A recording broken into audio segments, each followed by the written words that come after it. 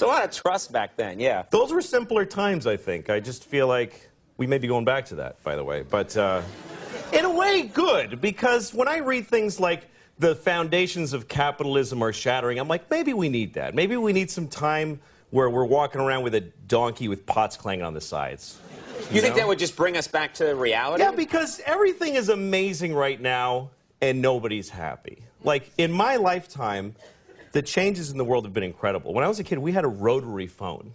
We had a phone that you had to stand next to, and you had to dial it. Yes. You realize how primitive? You're making sparks in a phone, and you actually would hate people with zeros in their numbers because it was more. It's like, oh, this guy's got 2 zeros. Screw that guy. Why do I want to? Yeah.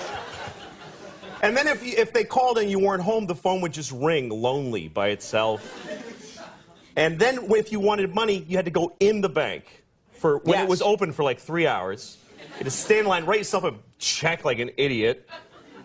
And then when you ran out of money, you just go, well, I can't do any more things now.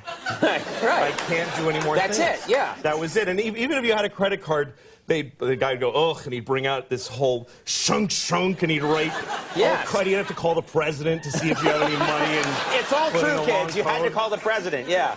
It was ridiculous. Yes. Do you feel that we now, in the 21st century, we take technology for granted? Well, yeah, because now we live in an amazing, amazing world, and it's wasted on the crappiest generation of just spoiled idiots that don't care, because this is what people are like now. They got their phone, and they're like, it won't.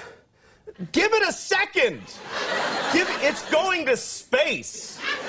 Can you give it a second to get back from space? Is the speed of light too slow for you? Yeah. I was on an airplane, and there was internet, high-speed internet on the airplane. That's the newest thing that I know exists. And I'm sitting on the plane, and they go, open up your laptop, you can go on the internet. And it's fast, and I'm watching YouTube clips. I'm in an airplane. And then it breaks down, and they apologize, the internet's not working. The guy next to me goes, this is bull.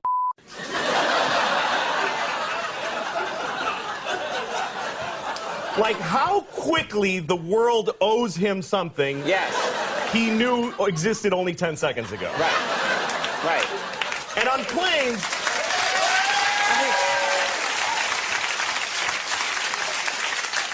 flying is the worst one, because people come back from flights and they tell you their story.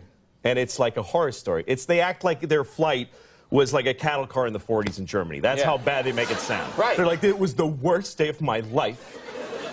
First of all, we didn't board for 20 minutes. Right. And then we get on the plane, and they made us sit there on the runway for 40 minutes. We had to sit there. Oh, really? What happened next? Did you fly through the air incredibly like a bird? Did you partake in the miracle of human flight, you non-contributing zero, that you got to fly? You're flying! It's amazing.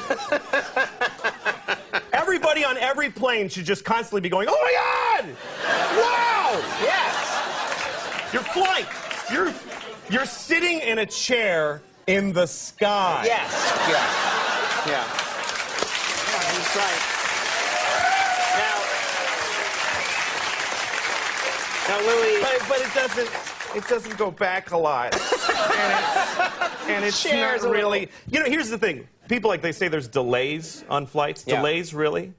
New York to California in 5 hours. That used to take 30 years to do that, and a bunch of you would die on the way there and have a baby. You'd be a whole different group of people by the time you got there. Now you watch a movie and you take a dump and you're home. Yeah.